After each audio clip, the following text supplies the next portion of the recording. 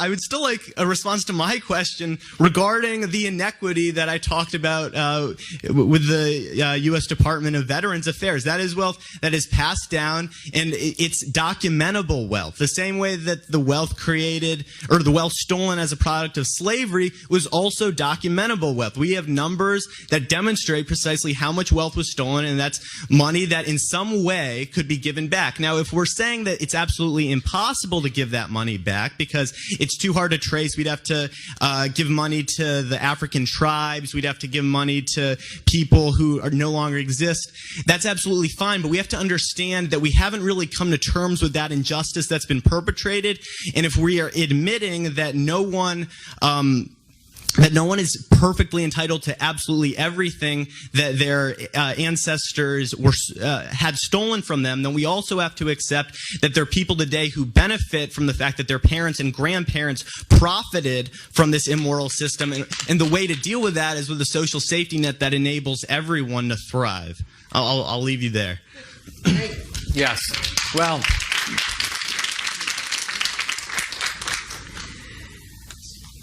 the core of the American system, this will actually answers your question directly, is that what do we do about the conquest ethic of the past? And here there are two options. There are two options. One option is we establish equal rights under the law.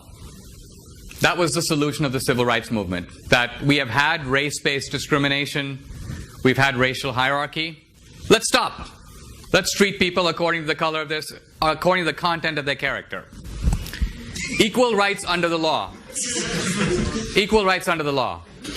The other option, which you're defending, is you could essentially call it, let's correct for history. Let's correct for history. Let's try to find out who are the people in possession of stolen goods, and let's return it. Now, the first thing I'm trying to say is, this is a hugely controversial principle because it actually involves wrecking the freedom of a free society. You basically have to put it frankly, if we were to carry that out, go into people's homes and take their stuff. Take their furniture, take their cars. You don't seem to have even the guts to do that. You don't have the moral self-confidence to do it yourself. It may be, if I am advocating a rule of social justice and I'm advocating it for the whole society, before I persuade everybody else, let's say I'm a Christian and I believe everybody should give 10% of their wealth to help the poor. And I go, you know what? The Bible says this, the Bible says that, everybody should give 10% of their wealth to help the poor. And somebody says, Dinesh, are you giving 10% of your wealth? And I'm like, actually no, but I did do some tutoring. And you go, wait a minute, aren't you advocating, aren't you saying that there is a moral duty to do this? Why don't you do it? Before you convince us, you do it. And you're like, I don't think I should do it because society is extremely complex, and I don't think I should do it unless everybody else does it.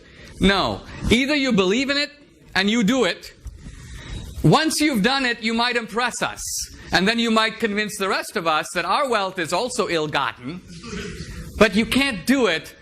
And I'm not trying to indict everybody of hypocrisy, only you. Because you're the one who said, I'm the beneficiary of illicit privilege. So you're a really good starting point, because I'm asking, if you're in possession of stolen goods, why aren't you willing to return them? So that's why fundamentally I see your charity. You know, during the Civil War, there was a guy who goes, I'm very happy to give, I've given 3 cousins to the war and I'm ready to sacrifice my wife's brother. That's basically your ethics. You're willing to have social justice if other people pay, but you're not willing to pay. So that's the problem. And that's the problem with the progressivism that marches behind social justice while protecting its own privileges. You know how you said, we all have to survive. Really? You have to be at Amherst to survive? You don't have to be at Amherst to survive. You have to be at Amherst to benefit. You have to be at Amherst because you're getting opportunities at this college that many other people are not getting. So if you say you believe in equal opportunity, you're a hypocrite. Because you are taking advantage of opportunities unavailable to others.